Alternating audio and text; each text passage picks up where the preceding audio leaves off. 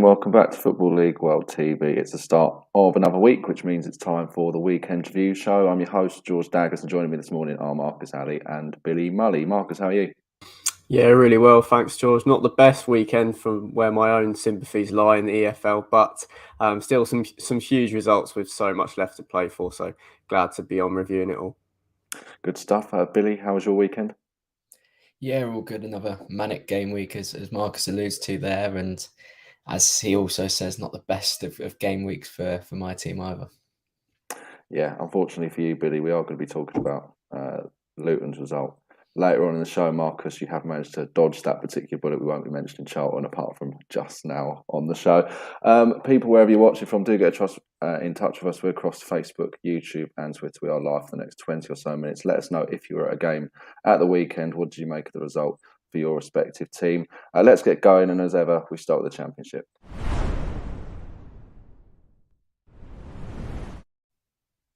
I will start with Coventry's 4-1 victory over Sheffield United. A real eye-catching result for a number of reasons. Marcus, we'll start with you. Let's talk Coventry first of all. A team that, have been there or thereabouts, perhaps in the periphery in later weeks in terms of the playoff conversation. But this is a reminder that they've still got their own intentions of breaking into the top six by the end of the season. Yeah, we've seen these dominant home displays from Coventry at times over the season. Obviously, it was a theme of mainly the opening stretch of the campaign, but we know what they're capable of. And yeah, some poor defending they were able to capitalise on meant that they were able to make the scoreline very, very handsome in the end. Callum O'Hare getting two was a bit contentious, his first goal, but the second goal was quality, and then setting up Matty Godden for the fourth as well. It was a great performance from O'Hare, who has had a little bit of a dip in performance levels after that very high standards that he did set at the start of the season. Also, possibly even more impressive to win it without Mark Robbins in the dugout away with COVID. So yeah, very satisfying match that I would presume that he was watching from home. But no, yeah, the Coventry have threatened to pull off results like this season and haven't quite done it since the opening months of the campaign.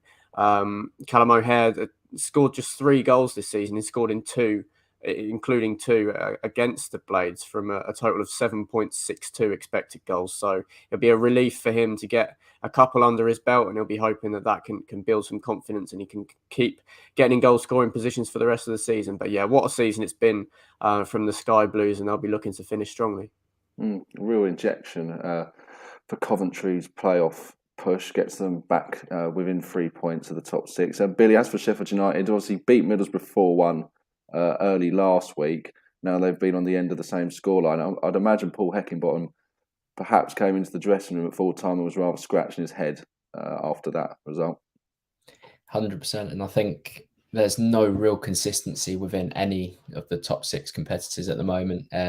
Whether that changes as we go to the sort of concluding stages of the season, we don't know at this point. But yeah, we'll be very, very disappointed, not just because of the result, but the manner of the result as well.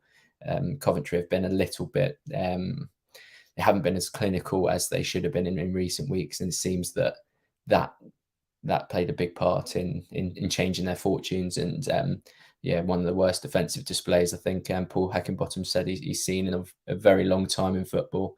And yeah, it's not the kind of display you want to be showing at this sort of crunch end of the season, and especially with so much still to play for and so many playoff chasers at the moment. And it's not just a defeat, it's a defeat by 3 goals. And that really, really damages their goal difference, which looked quite superior at one point a couple of weeks back. And yeah, again, they've been helped by the fact that, these other playoff chasers haven't really been as devastating in recent weeks, meaning that it's just as open as ever. And Coventry themselves, it looked not dead and buried, but that when they lost out to Luton during the week, it did seem that their playoff chances were diminishing at a fast rate. But this kind of result and performance certainly brings it back alive. Certainly does. Just looking at Championship table now on the back of that result, Sheffield United still inside the top 6, sitting in 6th place. As Billy mentioned, losses for several of the teams around them has probably helped them in that respect. Coventry in 10th now, getting back to winning ways after 3 games without victory, as mentioned as well. 3 points now just outside the top 6. The Sky Blues still firmly in the playoff race. Keeping with the playoff theme in the Championship, that's where we're going to keep. We're going to stay with Luton Town's 2-1 loss at home to QPR. Rob Dickey's late goal for Rangers, giving the Hoops all 3 points. Marcus, we'll talk about the away side first of all. A much needed victory for them. As Billy mentioned, a lot of the sides in the top 6 have shown quite patchy form of late. QPR certainly been guilty of doing that recently, but a late victory for them against a playoff rival as well in Luton. They'll just be hoping that they can now build from this a lot better than they did than the victory over Blackpool a couple of weeks ago.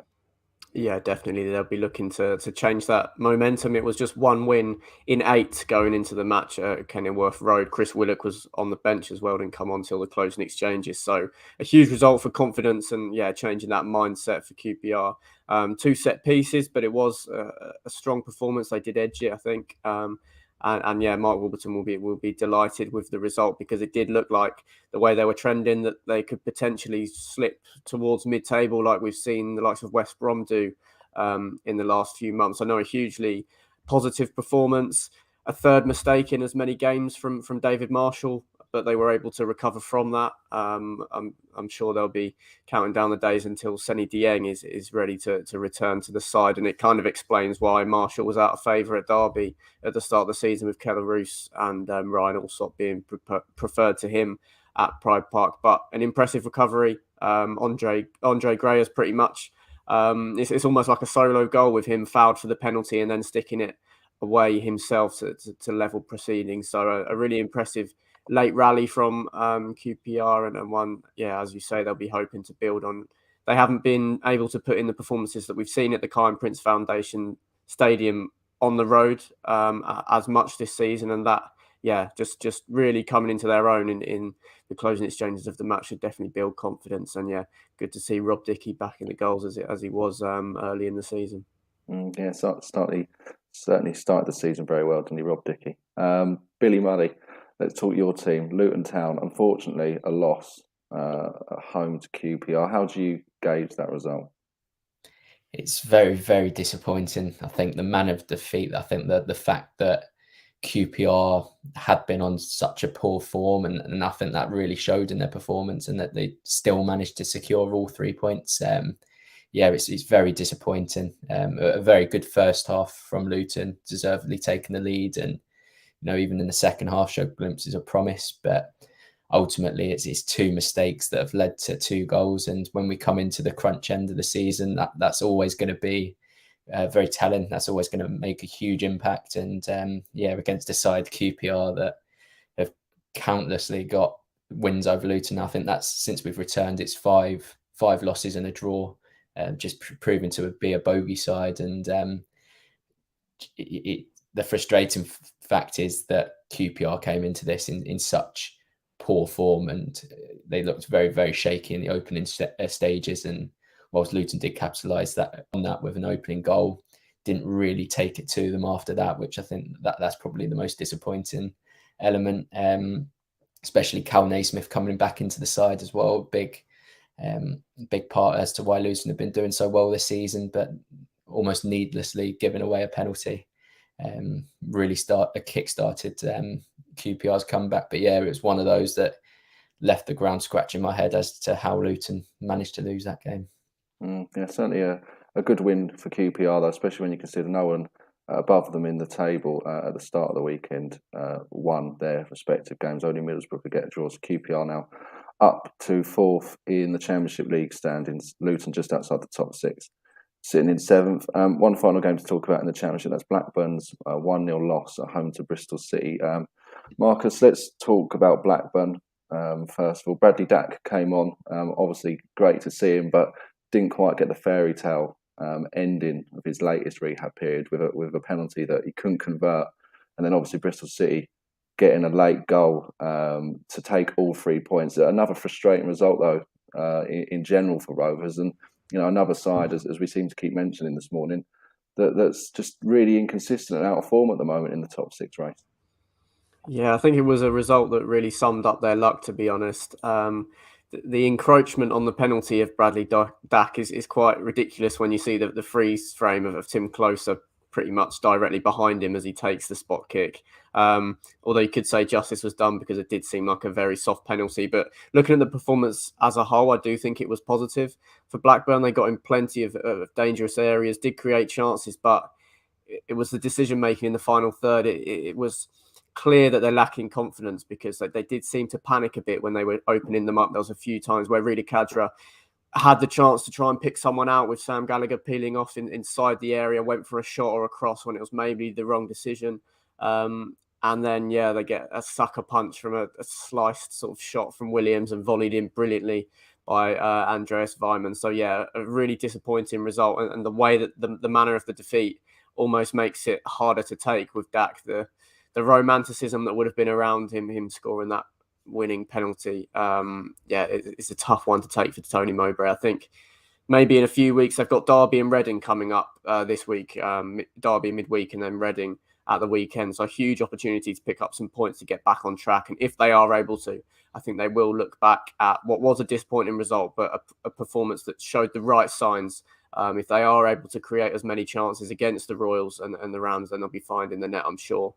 So even though it is ridiculous, 1 goal in 8 or 9 games, I think it is now, I do see it turning at some stage, although on points per game, they have slipped out of the playoffs, played a little bit more than some of the teams below them who are really catching them up now. So, there's a lot of pressure on this week and they need to make the most of the fixtures against sides towards the bottom end of the table.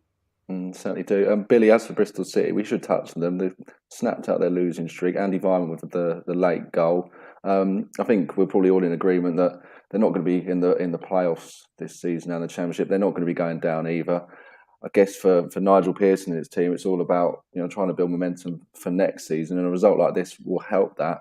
They just need to ensure that they can avoid going on another losing streak as they've just been on. Yeah, it's all about preparing themselves best for next season, and this is exactly the kind of result that does that. Again, I think stressing what Marcus said, it was a good enough performance from Blackburn. They'll be very disappointed not to take all 3 points, let alone not walking away with a point. So in terms of the performance level, that's going to need to continue to improve if Bristol City are to be playoff contenders next season, which will ultimately be the ambition. Again, another goal for Andreas Weimann, and I think he's gone under the radar a little bit this year. I'm surprised to see that he had 17 league goals, which just shows the kind of impact he's had in front of goal. And he's eyeing up 20 goals for the season, which for any striker at any level is a very, very good return.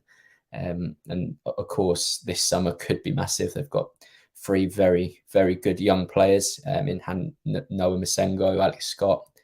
And at the moment, it's just very difficult for them to know what the ambition can be next season, because they don't know whether these 3 players are going to be there next season. And it's difficult because they've emerged as real integral parts this season, and it's difficult to then go into the summer and try and build on that, especially if deals do come in late for them. So a lot of ifs and buts and maybes for Bristol City in regards to next season. But as things stand, that they got this extended period of time to prepare for next season. Playoff chasers that eventually miss out will not get this time. So a good time for Nigel Pearson to assess his options and to try and start the preparation now. Just before we move away from the Championship, we'll just look at how the league table lies with that result as well. Blackburn still inside the top 6, but limping along at the moment. They're 5th. Bristol City, as we mentioned, probably not too much to play for now for them in the Championship. They're 18th. Over the weekend, though, certainly tightened up, didn't it, even more in the top 6 race between QPR on 4th and now Millwall in 11th, just 5 points in that top 6 race. It's certainly getting very intense as we enter the final weeks of the campaign. That's enough Championship chat. For now, though, we're going to talk League One next.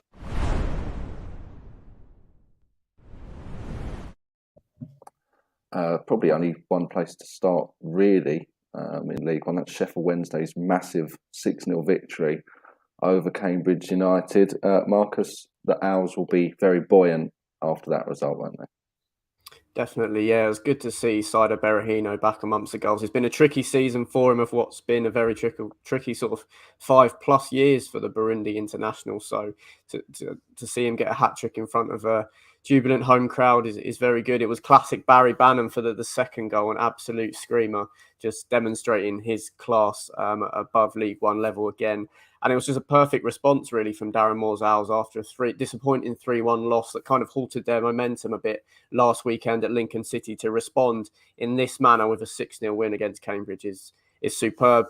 There was some pretty terrible defending at times, but the amount of pressure that they were able to put on the Yellows meant that they weren't able to withstand it anymore. And not to sweat the small things, but I think Cambridge got exactly what they deserved. I'm not sure if I've missed anything here, but Cambridge were wearing their white third kit at Sheffield Wednesday away. Sheffield Wednesday play in blue and white. The whole back of Sheffield Wednesday's home kit shirt is white. Cambridge have a yellow home kit and a black away kit. And I don't know if the kit man forgot the wrong one or something, but why are they wearing their white away kit? That was absolutely scandalous to me. And I think they got what they deserved in the result, just for putting so much stress on scrutinising which team was which. I'm sure colour-blind football fans would have been very angry trying to watch the highlights back on Quest or something like that, because I've hesitated to get something like that off my chest in the last few weeks, but some of the kit clashes in the EFL have been a bit of a joke. So I think the Yellows that were playing in white against a team that play in blue and white got what they deserved with a 6-0 loss at Hillsborough. I feel like that's been brewing for a while, Marcus, that little rant. Yeah, absolutely. It's too similar. Can we just have one team wearing a light kit and one team wearing a dark kit? It was really, really puzzling, to be honest. I feel for the players as well. If you pick your head up and looking for a pass and you've got that split second, you can only see two teams, the back of their shirt, and they're both white. What do you do? We've got to have clarity that each team's got 3 kits at this level. So it shouldn't really be that difficult, should it? We shouldn't be having to pick between a white team against a white team. Particularly when the away side have got 3 kits to choose from, and they know exactly what Sheffield Wednesday are going to wear at Hillsborough. I feel like there could be a debate show in that on Football League One TV later this week, but I do share your frustrations, particularly when you turn up at 6-a-side on a Wednesday night and the team that are meant to be in a different colour in the same colour as you. That's certainly something I've experienced in recent weeks, but that's my rant over as well. Glad we got that all off our chests at the start this week, Marcus. Billy, as for Cambridge, apart from their kit, the performance was obviously subpar as well. 4-0 down at half-time, then losing 6-0. They just need to be careful, don't they, and not do what we said about Bristol City. And they need to make sure they're going to end the season with some momentum. They can be pleased with how this campaign's gone. They look like they're going to be safe in League One, but they just need to try and end it on a high note if they can. Yeah, ultimately it's a very, very disappointing performance, but I don't think man should get too carried away. I think I've seen on social media calls for refunds and stuff like that, but I don't think a single performance like that is warranting a kind of social media debate like that. And I don't think that's just at all. I think all in all, I think this is a positive season for Cambridge. The fact that they look like they're going to secure another season of League One football, I think is brilliant in itself, given, budget, the difference of budgets in the division, the fact that Mark Bonner is very new to management, and he didn't have the traditional playing career and then going into management. He's come from a completely different route. So all in all, disregarding that result, I think Cambridge can be proud of this season. I think they are building something that they've built something that they can then go on and build upon next season. They've got some exciting young players coming through, and I think all in all, Bonner is doing a very, very good job. Obviously, some catastrophic defensive errors, which comes naturally against a side who have really, really hit form, especially at home in recent weeks.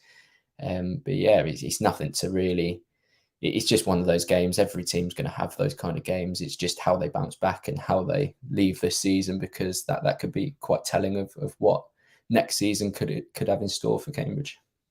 Cambridge then sitting 15th on the back out result. Sheffield Wednesday just outside of the playoffs, sitting in 7th, just 1 point outside the top 6. We'll just switch our focus to the bottom end of the League One table now and talk Doncaster's 1-0 loss at home to Gillingham. Marcus, Charlie Kelman got himself on the score sheet. It's been a tough campaign for him at times, particularly in the first half of the year, where his loan at Gillingham was originally cut short, ended up back there. But a good moment for him, and a really important result for Gillingham against a relegation rival. They're now level on points with those that are just outside the bottom 4. And look probably most likely the team that's going to get out of it at the moment. Definitely, yeah, a huge goal for Kelman. This is, yeah, as you mentioned, a tricky season on loan from QPR. Gillingham have probably been one of the toughest sides, if not the toughest team in League One to play for if you're a striker, feeding off scraps. That's improved a little bit since Neil Harris has come in, but there was an ugly nature of the goal. It's a long throw that's almost gone all the way in, and Kelman manages to get his head on it just before it goes over the line. Pretty scary scenes from for Gary McSheffrey to see that, watching a long throw bounce in your box and over the goalkeeper and almost go in without anyone getting a touch on it. But no, a huge result for Gillingham. Yeah, as you mentioned, given the way they've been playing since the turn of the year compared to AFC Wimbledon and Fleetwood, who they're now on the same points as, you definitely expect them to get out of it and one of those two to drop into the bottom four. The goal came really early on as well, which the Gills are really happy to just drop in, sort of sit in their shape and look to contain Rovers and just scrap for every ball and try and keep a clean sheet, which they've been able to do on a regular basis under Harris. Ben Thompson was instrumental in the centre of the park as well, a great signing in January from Millwall. I think credit to the Gillingham board for getting in a manager like Neil Harris. I said when he got the job that he's a championship manager, and I think that abilities really showed. They looked like they could possibly even finish rock bottom of League One, and he's come in and turned it around. And I, for one, fully expect them to stay up this season, given the terrible form of those above them. And this was an enormous result that I do worry was the final nail in the coffin for Doncaster. I know Gillingham are solid defensively, and they've been performing like a sort of lower mid-table side in the last month or so, but this would have been identified as a huge match and a chance to really bolster their chances of survival, whereas it's gone completely the other way, and the Gills have stolen a march on them. And to be, I think it's 4 points from safety with 8 games to go for Doncaster is pretty worrying. Doncaster, Billy, it's a real dire situation for them at the moment. They're only 4 points off of safety, but when you're in the relegation zone, wins are obviously hard to come by. And as Marcus says, a home game against a team that's only just above you in the bottom four, you really should be identifying that one as where you're going to pick up 3 points. Yeah, when you lose those kind of games, it makes it difficult to determine when the next 3 points should come. But I think, as Marcus alludes to there, they won't be too disheartened because, those 3 teams just above the relegation zone can't pick up any points at all.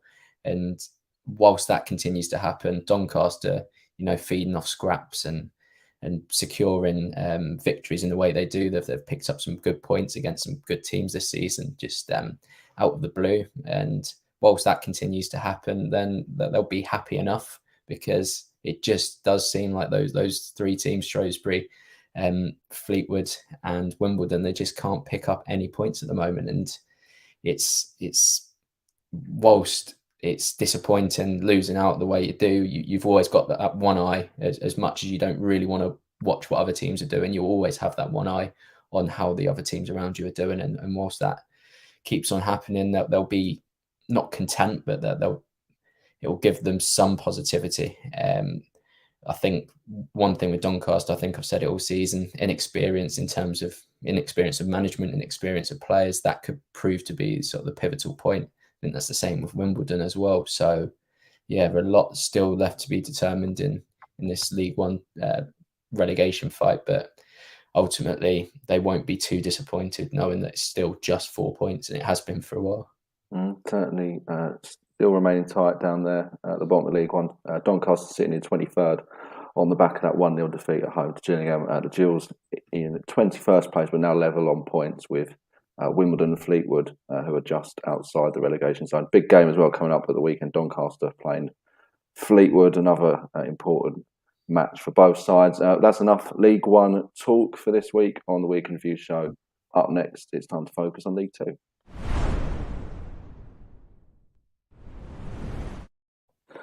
And we start with another poor result for Forest Green. They're really stumbling along as they try and seal the League Two title. The games in hand are starting to disappear. They've got 1 left on the likes of Northampton and Newport just behind them, and they're still 8 points clear of the Cobblers in second. But a 2-0 defeat at home to Bradford. Marcus, do you think FGR fans are going to be starting to worry that they're going to throw the title away at least? I mean, it's still looking very good for them, but form has dropped off a cliff compared to where it's been for most of this year.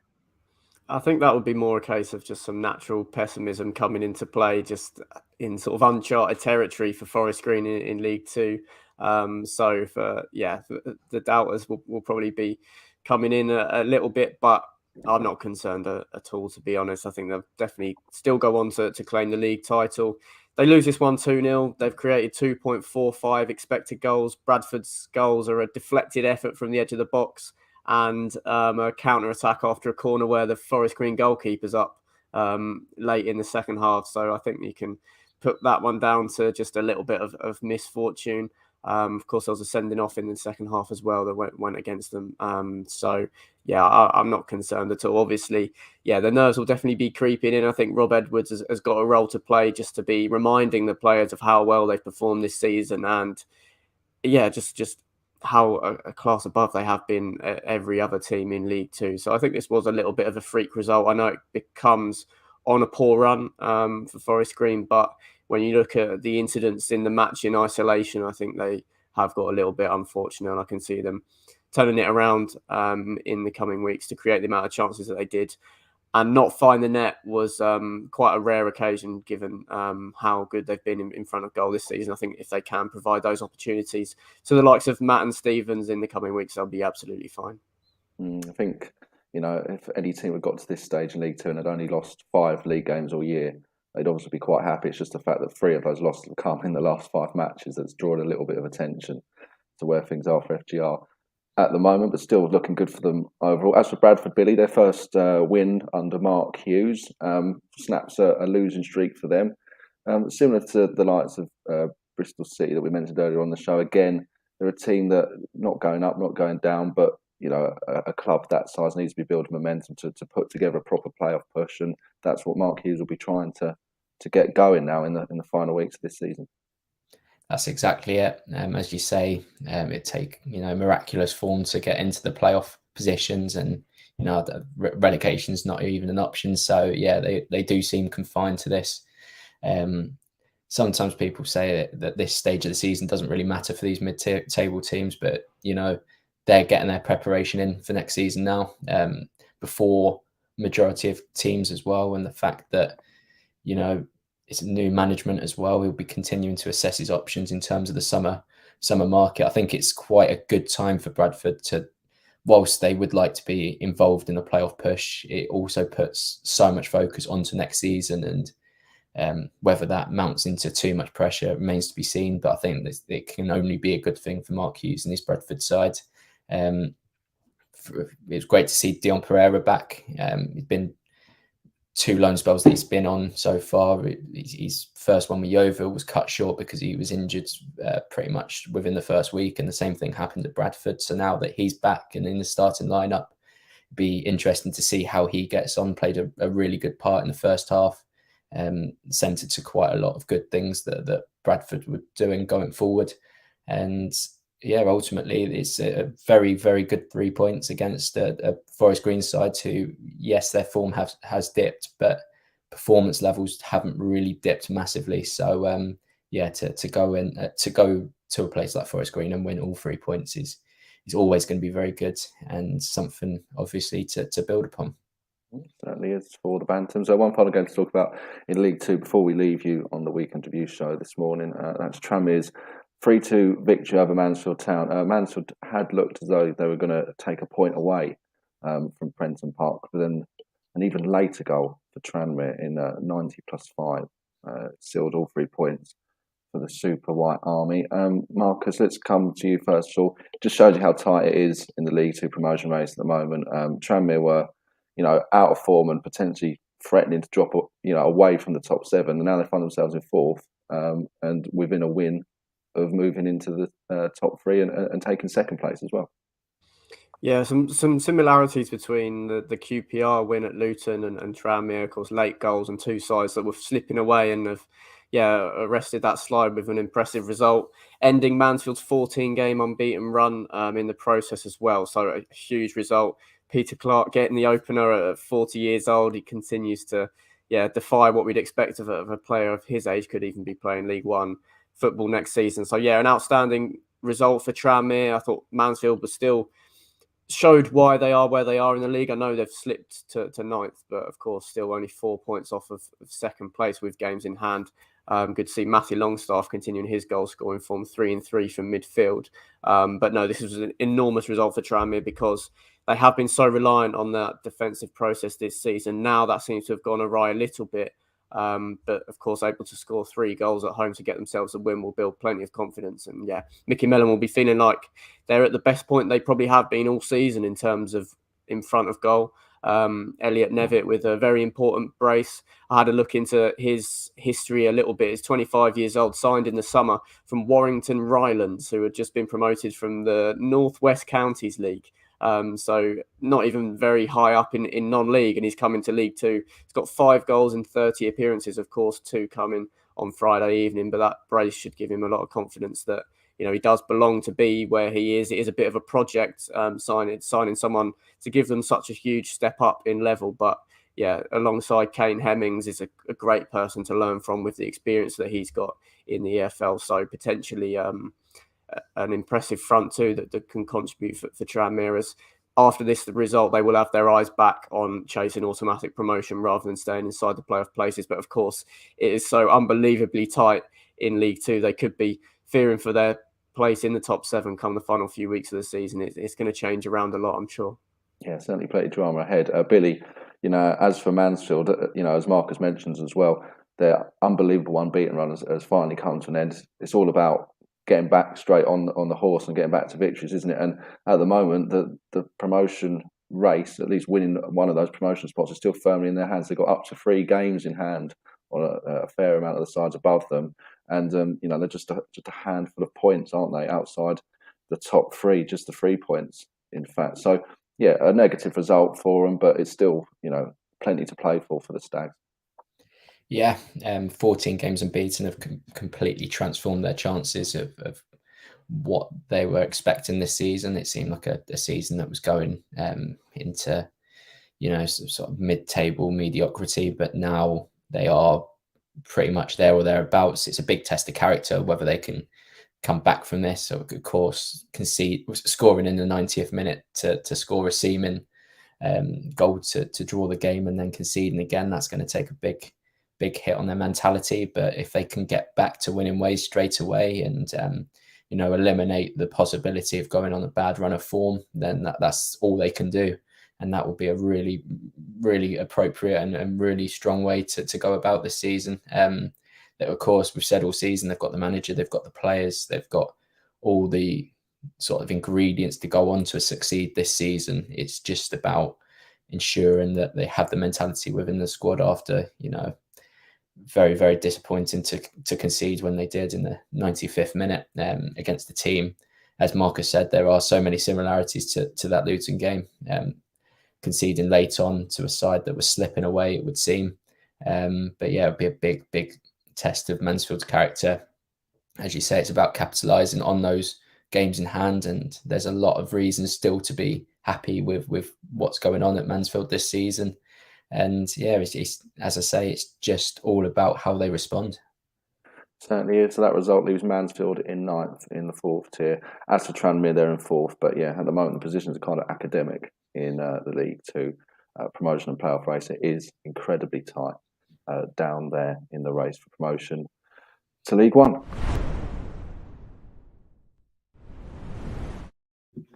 And that brings the Weekend Review show to an end for this week on Football League World TV. There's no other programmes on the channel today, so we'll be back tomorrow with more shows. Just before we go, a quick plug for the channel. Do like Football League World TV on YouTube. Do subscribe to the channel and do like this video as well if you can. That'd be greatly appreciated. Marcus, Billy, great to get your thoughts on the weekend's action. Been some really interesting stuff on the results and on Cambridge's kit choice against Sheffield Wednesday as well. But a really good chat over the last half an hour or so. Where have you been watching from as well, people at home? Thanks for joining us. It's been a real pleasure, as always, and we'll speak to you very soon.